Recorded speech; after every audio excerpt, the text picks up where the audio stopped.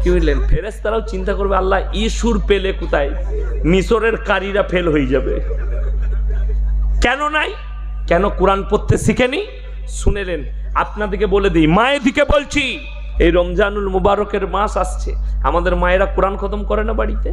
কত খতম করে, কি বললেন? কেউ 2 খতম, কেউ 3 খতম, কিন্তু বক্সায় হাফেজ সাহেব কাগজে নাম লিখে দিয়ে দিচ্ছে, অমুকের নামে 1 খতম, দিয়ে 20 টাকা। কি বললেন?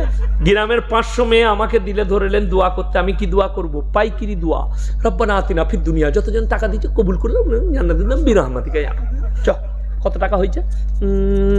5000 জমে গেছে। পাইকিরি দোয়া। তুমি কোরআন খতম করতে কোরআন বক্সাতে জানো না? এর থেকে দুঃখ আর কি?